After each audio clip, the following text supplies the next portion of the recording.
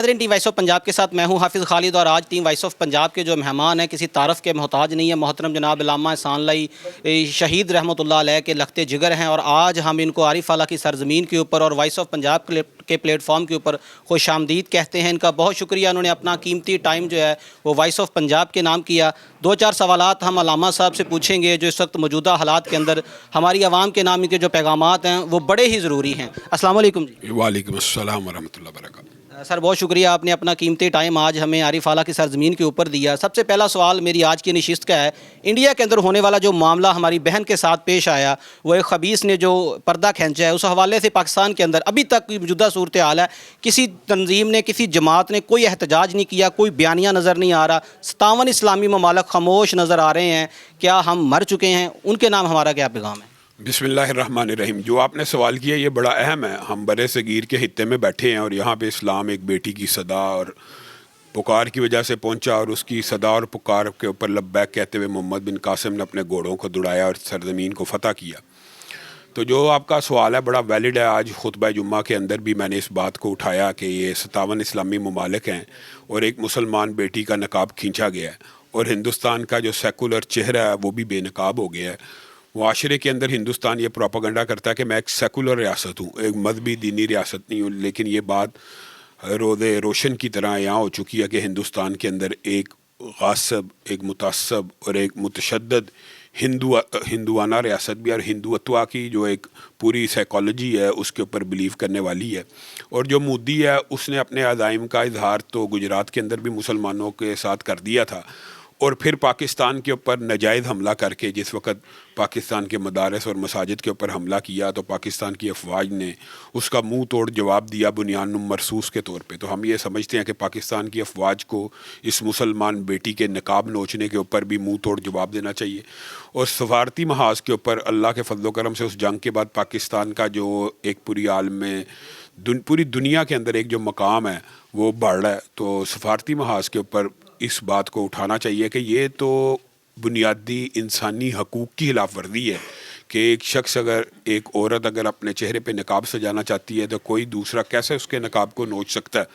تو یہ تو وہ لوگ بھی جو میرا جسم میری مرضی کا نعرہ لگاتے ہیں وہ بھی اس بات سے متفق ہیں کہ اگر میرا جسم میری مرضی میں برہنا ان کا حق ہے پھرنا، تو نقاب پہننا اور حجاب پہننا بھی مسلمان بیٹی کا حق ہے۔ محترم، پاکستان کے اندر بڑھتی ہوئی مذہبی فرقہ واریت، انتہا پسندی جو ہے وہ عروج پر جا رہی ہے، علماء کرام کے نام کیا پیغام ہے؟ فرقہ واریت کو روکنا، ملک کے اندر امن قائم کرنا بڑا ضروری ہو چکا ہے، لیکن ممبر و محراب سے ہمارے علماء کرام جو ہیں وہ آج بھی دین کو بیچ رہے ہیں، نہ کہ ہمارے نوجوانوں کو متحد کرتے نظر آ رہے ہیں۔ بنیادی طور پہ یہ جو آپ نے سوال کیا یہ میں سمجھتا ہوں ایک پروپیگنڈے کا نتیجہ ہے۔ مذہبی فرقہ واریت کے آپ کیسز اٹھا لیں پاکستان میں، آپ انگلیوں پہ گن سکتے ہیں کہ مذہبی فرقہ واریت کی بنیاد کے اوپر کتنے لوگ قتل ہوئے، اور ان کی تعداد آپ ابھی سرچ کر لیں، جو ناظرین ہیں وہ بھی دیکھ لیں۔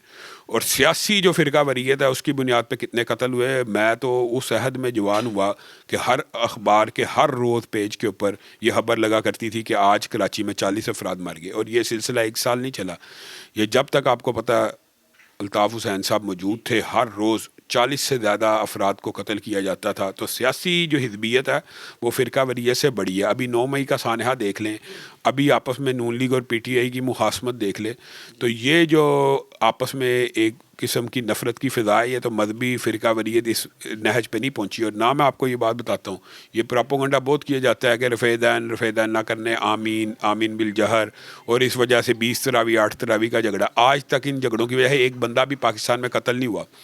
جو پاکستان کے اندر فرقہ واریت ہے وہ بنیادی طور پہ اس کی جو بنیاد ہے وہ مقدس جو شخصیات ہیں ان کی توہین کے اوپر ہے۔ مثلاً پاکستان میں سب سے زیادہ مذہبی فرقہ واریت جو پائی جاتی ہے وہ اس وجہ سے پائی جاتی ہے کہ ہمارا ایک آئینی قانونی مطالبہ ہے کہ جو صحابہ کرام ہیں ان کی ناموس کا دفاع کیا جائے، مقدسات اہل سنت کی تعظیم کی جائے، اور اہل تشیع کا یہ مطالبہ ہے کہ مقدسات اہل تشیع کی توہین نہ کی جائے۔ تو ہم اس بات کے اوپر تو ایگری ہیں، اہل سنت کی طرف سے بے شمار مرتبہ اس موقف کو دہرایا جا چکا ہے کہ اگر اہل بیت کی بھی کوئی توہین کرتا ہے اس کو بھی سزائے موت دے دو، اور اگر صحابہ کی بھی کوئی توہین کرتا ہے اس کو بھی سزائے موت دے دو، لیکن اس بات کے اوپر اتفاق کرنے کے لیے کوئی تیار نہیں ہے۔ حتیٰ کہ صحابہ کی توہین کے بارے میں اگر قانون بھی بن جائے کہ 3 سال کی بجائے 10 سال سزا ہو، تو اہل تشیع مکتبہ فکر اس کے اوپر بھی احتجاج کرتا ہے کہ توہین صحابہ کا بل ہی نہ بنے، گویا وہ توہین کرنا چاہتے ہیں اور ہم توہین روکنا چاہتے ہیں. اور پاکستان میں سب سے بڑی فرقہ واریت یہ ہے کہ ایک طبقہ فکر کہتا ہے کہ مقدسات اہل سنت کی توہین نہ کی جائے، اور جو کابر اہل تشیع ہیں ان کے ہاں یہ فتوے موجود ہیں کہ مقدسات اہل سنت کی توہین جائز نہیں ہے. تو اگر انہی فتووں کو اور پیغام پاکستان کو مینوان پاکستان میں نافذ کر دیا جائے. آپ نے فرقہ واریت کا حل پوچھا، پیغام پاکستان ایک ایسا چارٹر ہے جس کے اوپر سارے علماء متفق ہیں کہ نہ کسی کی توہین کرو، نہ کسی کو توہین کرنے دو. اگر توہین ہوگی نہیں، کسی کے جذبات مشتعل نہیں ہوں گے، فرقہ واریت ویسے نہیں ہوگی. اور یہ بہت بڑا پروپیگنڈا ہے کہ آمین یا رفع دین یا تراوی کی بنیاد کے اوپر قتال ہوئے. پاکستان میں آج تک شاید ایک قتل بھی اس بنیاد کے اوپر نہ ہوا ہو. تو فرقہ واریت کے جو حقیقی وجوہات ہیں ان کی طرف توجہ کرنی چاہیے. سر اس وقت بڑی ترقی نظر آ رہی ہے، لیکن دوسری طرف معاشرے کے اندر اخلاقی بگاڑ اور عدم برداشت کی وجہ سے قتل و غارت بڑھتی جا رہی ہے. علماء کرام کو اس بگاڑ کو روکنے کے لیے کیا کردار ادا کرنا ہوگا؟ میں تو سمجھتا ہوں علماء کرام ہی پاکستان کے معاشرے کو درست سمت میں چلانے کے اندر ایک بہت زیادہ مستحسن کردار ادا کر رہے ہیں. حقیقت بات یہ ہے کہ علماء کو اور مولوی کو ہمیشہ تان و تشنیع کا نشانہ بنایا جاتا ہے. نہ وہ وزیر اعظم بنا، نہ وہ آرمی چیف بنا، نہ وہ چیف جسٹس بنا، لیکن ذمہ دار مولوی ہے. ہر برائی کا ذمہ دار مولوی ہے. میں تو یہ سمجھتا ہوں مولوی جو کردار ادا کر رہے ہیں فلاح انسانیت کی، اس سے بڑی کیا دلیل ہو سکتی ہے کہ رسول اللہ صلی اللہ علیہ وسلم نے کہا تھا حضرت علی کو، ایک بندہ بھی اگر جنت میں چلا جائے یا ایمان لے آئے تو تیرے لیے سرخ اونٹوں کی کمائی سے بہتر ہے. میں یہ سمجھتا ہوں علماء اور مولوی لوگوں کو جہنم سے کھینچ کے جنت کی طرف لے کے جانے کے راستے کے اوپر چلاتے ہیں. اس سے بڑا فلاحی کام کیا ہو سکتا ہے؟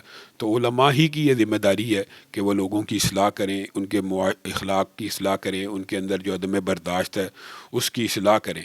لیکن میں یہ سمجھتا ہوں کہ ہمارے معاشرے میں عدم برداشت کو پروموٹ کرنے کے لیے یا فروغ دینے کے لیے ہمارے معاشرے کا ایک طبقہ فکر بہت زیادہ ذمہ دار ہے جو ہمیشہ اگریشن کو، بدتمیزی کو، بد زبانی کو لائک کرتا ہے.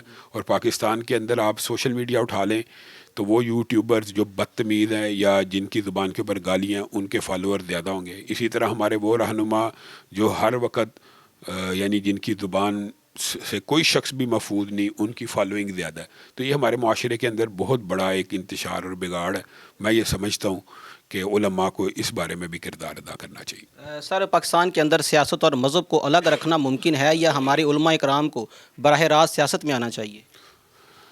یہ جو سوال ہے یہ بھی سیکولر اور سرمایہ دارانہ نظام کے غلبے کی وجہ سے پیدا ہوتا ہے. سیاست دین سے باہر نہیں ہے، سیاست دین کا حصہ ہے. لیکن مولوی کے بارے میں یہ پروپیگنڈا کیا جاتا ہے کہ مولوی مسجد کے ممبر کے اوپر بیٹھ کے سیاسی بات کیوں کرتا ہے. حالانکہ حقیقت بات یہ ہے کہ مولوی اگر صرف ممبر رسول کا وارث نہیں ہے، علماء کو رسول اللہ صلی اللہ علیہ وسلم نے جب وارث قرار دیا تو ممبر رسول کا وارث نہیں قرار دیا، اپنا وارث قرار دیا. تو اپنی وراثت، دین کی وراثت کے اندر کیا ریاست، معاشرت، معیشت ہر چیز شامل ہے کہ نہیں؟ تو اگر شامل ہے تو مولوی سیاسی بات کرے گا تو یہ ان کو قبول نہیں ہے.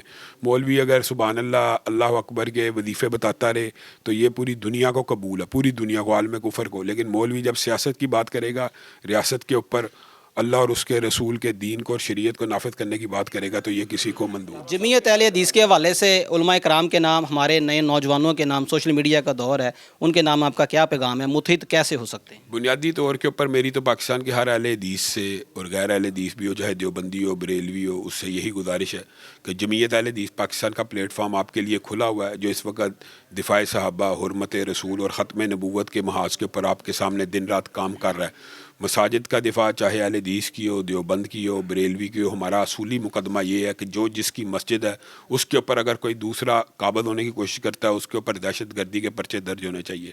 دوسرا ہمارا مطالبہ ایک عرصے سے حکمرانوں سے یہ ہے کہ مساجد کے NOC کے معاملے کو نرم کیا جائے. اور جمعیت اہل حدیث پاکستان اس کاز کے اوپر بسنت کے خلاف اور گستاخوں کی رہائی کے خلاف دن رات، آپ کو پتہ ہے، وکلاء کے ساتھ میدان عمل میں موجود ہے. تو جب وہ میدان عمل میں موجود ہے تو آپ احباب کا ساتھ درکار ہے. اور میں یہ کہتا ہوں کہ آپ جمعیت اہل حدیث پاکستان کے اندر جوک در جوک شامل ہوں اور اس قافلے کا حصہ بن جائے. جی ناظرین، ٹیم وائس آف پنجاب کے ساتھ میں گفتگو تھے محترم علامہ شامل علی زہید صاحب، ان کا بہت شکریہ، انہوں نے اپنا قیمتی ٹائم دیا. وائس آف پنجاب کی ٹیم بہت جلد ملے گی نئے پروگرام کے ساتھ. اپنا خیال رکھیے گا. ٹیم وائس آف کا اجازت دیں. اللہ حافظ.